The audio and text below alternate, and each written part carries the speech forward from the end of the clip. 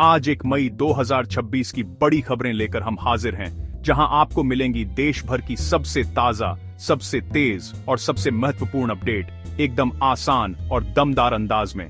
तो वीडियो शुरू करने से पहले जल्दी से लाइक कर दीजिए, अपने दोस्तों के साथ शेयर कर दीजिए और अगर आप चाहते हैं रोज ऐसी ही सटीक और काम की खबरें तो सब्सक्राइब करना बिल्कुल मत भूलिए। और अब एक मजेदार जी के सवाल आपके लिए। भारत का सबसे बड़ा राज्य क्षेत्रफल के हिसाब से कौन सा है? विकल्प हैं ए महाराष्ट्र, बी राजस्थान, सी मध्य प्रदेश या डी उत्तर प्रदेश। सही जवाब कमेंट में बताइए। सही जवाब देने वालों में से कुछ को मिलेगा खास सरप्राइज। तो चलिए बिना समय गंवाए शुरू करते हैं आज की बड़ी खबरें। देश भर में आंधी तूफान और बारिश का बड़ा अलर्ट जारी किया गया है। भारतीय मौसम विभाग यानी इंडियन मेट्रोलॉजिकल डिपार्टमेंट ने दिल्ली, यूपी, बिहार, राजस्थान और एमपी समेत कई राज्यों में तेज हवाओं करीब 60 किलोमीटर प्रति घंटे तक एंड बारिश का अलर्ट जारी किया है, जिससे अचानक मौसम में बदलाव देखने को मिल सकता है। कई इलाकों में पेड़ गिरने, बिजली बाधित होने और ट्रैफिक पर असर पड़ने की आशंका है। लोगों को घर से निकलते समय सावधानी बरतने और सुरक्षित स्थानों पर रहने की सलाह दी गई है। खासकर किसानों और यात्रियों को सतर्क रहने की जरूरत है, क्योंकि मौसम का यह बदलाव कुछ समय के लिए जनजीवन को प्रभावित कर सकता है। तो बढ़ते हैं अगली खबर की तरफ। बिहार में प्री मानसून की एंट्री हो चुकी है और भारी बारिश की चेतावनी जारी की गई है। बिहार और आसपास के इलाकों में प्री मानसून की शुरुआत से मौसम ने अचानक करवट ली है। कई जिलों में तेज बारिश, आंधी और ओलावृष्टि की संभावना जताई गई है, जिससे तापमान में गिरावट दर्ज की गई है और लोगों को गर्मी से थोड़ी राहत मिली है। हालांकि किसानों के लिए यह मौसम चुनौती भी बन सकता है, क्योंकि फसलों को नुकसान का खतरा बढ़ गया है। प्रशासन ने अलर्ट जारी कर लोगों से सतर्क रहने और जरूरी एहतियात बरतने की अपील की है। तो बढ़ते हैं अगली खबर की तरफ। यूपी में बड़ा प्रशासनिक फैसला लिया गया है, जहां कानपुर जोन के एडीजी आलोक सिंह को प्रमोट कर डीजी बनाया गया है। इस फैसले को पुलिस विभाग में अहम बदलाव के तौर पर देखा जा रहा है। माना जा रहा है कि इससे कानून व्यवस्था को और मजबूत बनाने में मदद मिलेगी, साथ ही प्रशासनिक कार्यों में तेजी आएगी। सरकार का यह कदम राज्य में सुरक्षा व्यवस्था को और बेहतर बनाने की दिशा में महत्वपूर्ण माना जा रहा है। तो बढ़ते हैं अगली खबर की तरफ। यूपी सरकार के मंत्री के खिलाफ गैर जमानती वारंट। उत्तर प्रदेश की राजनीति में हलचल तब तेज हो गई जब कैबिनेट मंत्री ओम प्रकाश राजभर के खिलाफ कोर्ट ने गैर जमानती वारंट जारी कर दिया। इस खबर के सामने आते ही राजनीतिक गलियारों में चर्चाओं का दौर शुरू हो गया है। विपक्ष ने सरकार पर सवाल उठाने शुरू कर दिए हैं, जबकि समर्थक इसे कानूनी प्रक्रिया बता रहे हैं। आने वाले दिनों में इस मामले का असर राज्य की राजनीति पर साफ देखने को मिल सकता है। तो चलिए बढ़ते हैं अगली खबर की तरफ।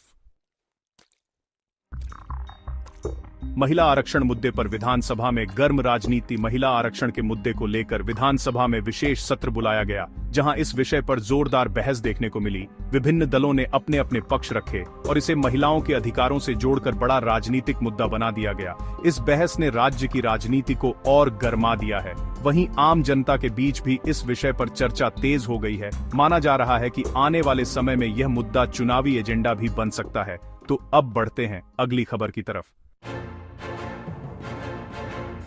शेयर बाजार में भारी गिरावट। आज भारतीय शेयर बाजार में बड़ी गिरावट देखने को मिली। बीएसई सेंसेक्स 582 अंक और निफ्टी 50 180 अंक गिरकर बंद हुए, जिससे निवेशकों को बड़ा झटका लगा है। बाजार में कमजोरी का माहौल बना रहा और कई सेक्टर्स में बिकवाली देखने को मिली। विशेषज्ञों के मुताबिक वैश्विक संकेतों और निवेशकों की सतर्कता इसका बड़ा कारण हो सकती है। फिलहाल निवेशकों को सोच समझकर निवेश करने की सलाह दी जा रही है। तो चलिए बढ़ते हैं अगली खबर की तरफ। देश की सुरक्षा ताकत को और मजबूत करते हुए इंडियन नेवी को महेंद्रगिरी नाम का नया युद्धपोत सौंपा गया है। इसे Mazagon dock ship builders limited ने तैयार किया है और यह अत्याधुनिक तकनीक से लैस है। यह युद्धपोत समुद्री सुरक्षा में अहम भूमिका निभाएगा। इस कदम को भारत की रक्षा क्षमता बढ़ाने की दिशा में बड़ा माना जा रहा है और इससे नौसेना की ताकत में भी इजाफा होगा। तो चलिए बढ़ते हैं अगली खबर की तरफ। चुनावी माहौल इन दिनों काफी गरमाया हुआ है, खासकर पश्चिम बंगाल, तमिलनाडु और असम जैसे राज्यों में, जहां एग्जिट पोल के नतीजे सामने आ चुके हैं। इन नतीजों में अलग अलग पार्टियों की बढ़त दिखाई गई है, जिससे सियासी हलचल और तेज हो गई है। हालांकि अंतिम परिणाम आने तक स्थिति पूरी तरह साफ नहीं होगी, लेकिन इन एग्जिट पोल्स ने राजनीतिक चर्चाओं को काफी बढ़ा दिया है। अब जनता की नजर रिजल्ट डे पर टिकी हुई है। चलिए बढ़ते हैं अगली खबर की तरफ। चुनाव प्रक्रिया को और पारदर्शी और सुरक्षित बनाने के लिए चुनाव आयोग ने मतगणना केंद्रों पर QR ID सिस्टम लागू करने का फैसला लिया है। इससे सुरक्षा व्यवस्था और मजबूत होगी और किसी भी तरह की गड़बड़ी की संभावना कम होगी। इस नई तकनीक से चुनावी प्रक्रिया में पारदर्शिता बढ़ेगी और निगरानी भी आसान होगी। यह कदम चुनाव सुधार की दिशा में एक बड़ा बदलाव माना जा रहा है। बढ़ते हैं अगली खबर की तरफ। यात्रियों के लिए एक बड़ी खुशखबरी है, क्योंकि जम्मू श्रीनगर रूट पर नई वंदे भारत एक्सप्रेस ट्रेन शुरू करने की घोषणा की गई है। यह 20 कोच वाली आधुनिक ट्रेन होगी, जो तेज, सुरक्षित और सुविधाजनक यात्रा का अनुभव देगी। इससे पर्यटन को भी बढ़ावा मिलने की उम्मीद है और यात्रियों का काफी समय बचेगा। यह कदम भारतीय रेलवे के आधुनिकीकरण की दिशा में एक और बड़ा प्रयास माना जा रहा है। तो चलिए बढ़ते हैं अगली खबर की तरफ। कैसी लगी आपको ये सारी खबरें? मुझे कमेंट्स में जरूर बताइए।